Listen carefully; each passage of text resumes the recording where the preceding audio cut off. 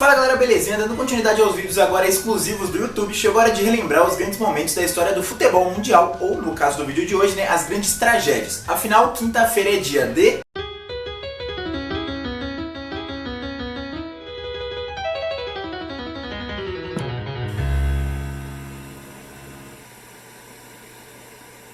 No início dessa semana, lá no dia 15 de abril, se completaram exatos 30 anos de uma das maiores tragédias da história do futebol mundial, sendo a maior do futebol inglês, que acabou mudando o país que inventou esse esporte. E é claro que eu tô falando da tragédia de Hillsborough, que aconteceu durante a partida entre Liverpool e Nottingham Forest na semifinal da FA Cup de 1989. Então, sem enrolar mais, bora começar!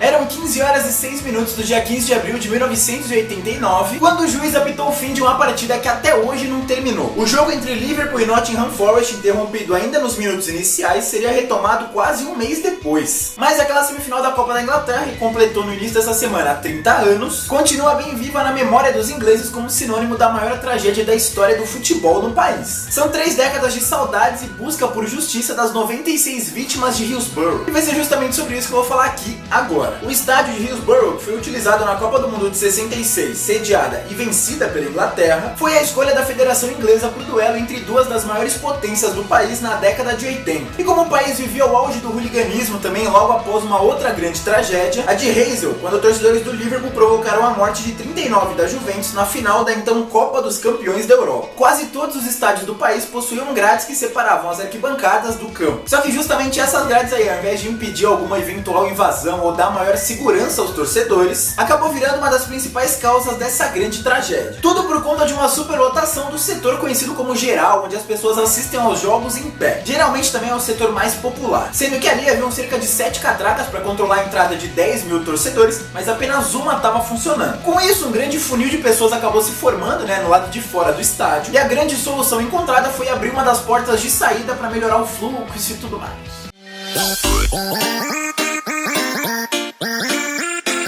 Mas é óbvio que a situação saiu de controle e a arquibancada ficou super lotada. A polícia demorou a entender que quem tentava saltar a grade buscava se salvar e conteve num primeiro momento o que pensou ser uma invasão de campo. Aí, quem não conseguiu pular e estava junto à grade foi pressionado, esmagado e asfixiado. Ao todo, 96 torcedores do Liverpool morreram e mais de 700 ficaram feridos. Para fins judiciais, apenas 95 mortes são contabilizadas, pois um torcedor morreu quase um ano depois da tragédia. Acredita-se que pelo menos 40 vítimas fatais poderiam ter sido salvas se tivessem recebido o atendimento correto ainda no estádio. And it would appear that too many of them are on that terrace behind Bruce Grobbelaar's goal, and Ray Lewis, the referee, is doing the sensible thing in taking the players away off the pitch.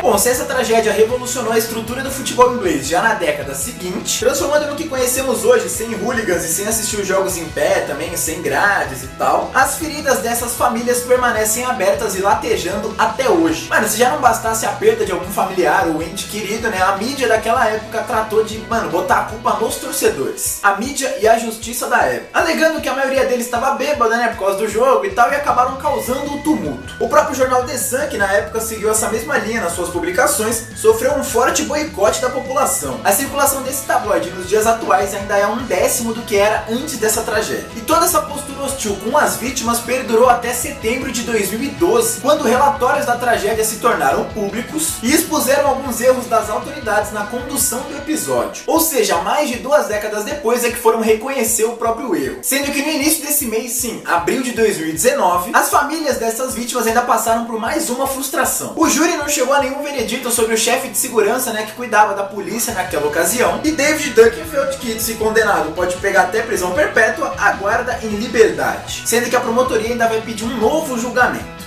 Bom galera, por hoje é isso, espero que vocês tenham gostado. Foi um vídeo um pouquinho diferente, não tava relembrando grandes momentos da história do futebol, mas foi um marco, principalmente na Inglaterra, mudou pra sempre o jeito de assistir futebol no país britânico, então eu achei que valia a pena a gente trazer, já que comemoraram 30 anos, Comemorou não, mas fez ter... vocês entendem.